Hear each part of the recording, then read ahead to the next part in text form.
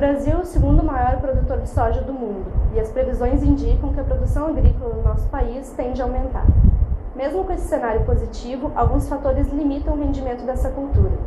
Entre os limitadores bióticos se destacam os insetos. As lagartas e os percevejos estão entre as principais pragas da cultura. Em breve vai ser lançada no mercado a soja BT, que expressa um gene de Bacillus thuringiensis, que é letal quando ingerida pela lagarta da soja. Certamente vai ser um marco importante para a produção do grão, mas ainda não foi publicada nenhuma obtenção de plantas de soja resistentes a percevejos. Os percevejos são importantes pragas da soja, afetando seu rendimento e qualidade. Ao se alimentarem de partes da planta, provocam a má formação dos grãos e das vagens, além de murchas. A planta não amadurece normalmente e pode permanecer verde na época de colheita. A identificação de genes que possibilitem a obtenção de plantas de soja mais resistentes a estes insetos pode contribuir para a liberação de cultivares agronomicamente superiores.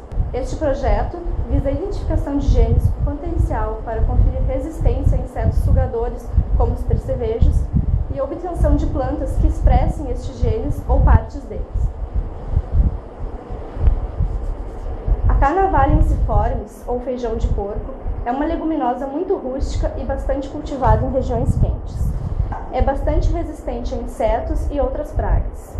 A Carnavalia apresenta alto potencial para ser usada como alimento, porém, suas sementes são tóxicas quando ingeridas. Esta toxicidade é devida à presença de compostos tóxicos ou antinutricionais. Alguns compostos presentes na planta apresentam toxicidade para bactérias, insetos e outros invertebrados.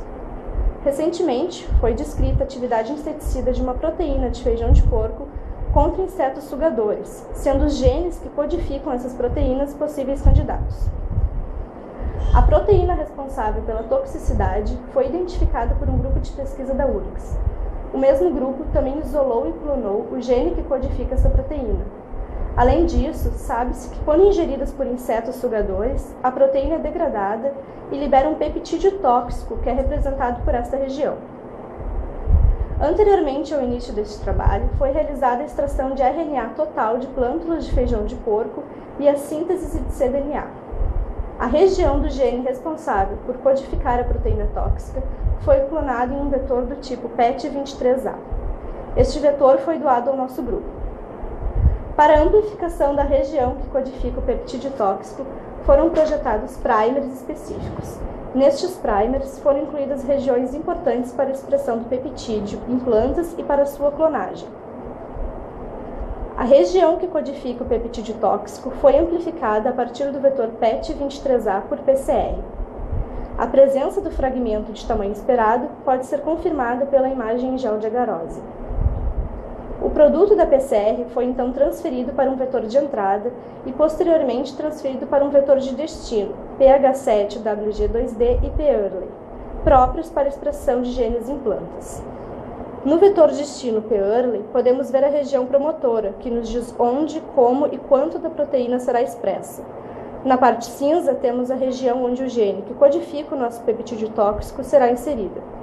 Neste vetor, a marca de seleção confere resistência ao herbicida glufosinato, importante no meio agronômico por permitir que as plantas transformadas possam ser selecionadas a campo ao longo das gerações. No vetor PH7WG2D, vemos a região em vermelho, que é onde será inserido o gene codificante do peptídeo tóxico. Neste vetor, a marca de seleção confere resistência à higromicina.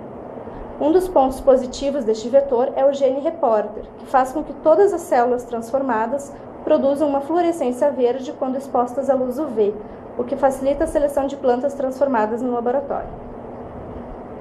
A presença da região codificante da proteína tóxica nos vetores de destino foi confirmada por PCR e sequenciamento.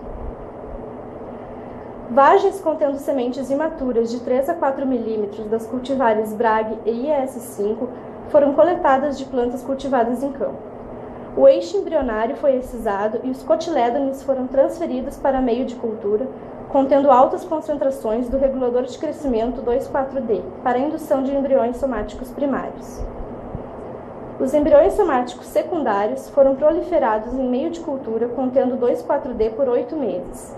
Atualmente, temos embriões de qualidade em quantidades suficientes para a transformação. Os embriões somáticos serão submetidos à transformação por bombardeamento de partículas de baixa pressão. Neste processo, os vetores contendo o gene de interesse são precipitados sobre micropartículas de ouro ou tungstênio, que são atiradas contra o tecido-alvo com uma força tal que as faça penetrar no núcleo da célula, permitindo a inserção do DNA exógeno no genoma da planta. Posteriormente, será realizada a seleção de tecidos transformados e a regeneração dos tecidos das plantas. Análises moleculares serão realizadas para confirmar o estado transgênico das plantas e caracterizá-las. Por fim, serão realizados bioensaios com insetos alvo e não alvo, que servirão como prova de conceito para o potencial inseticida do peptídeo e confirmarão seu interesse para a geração de um futuro produto biotecnológico.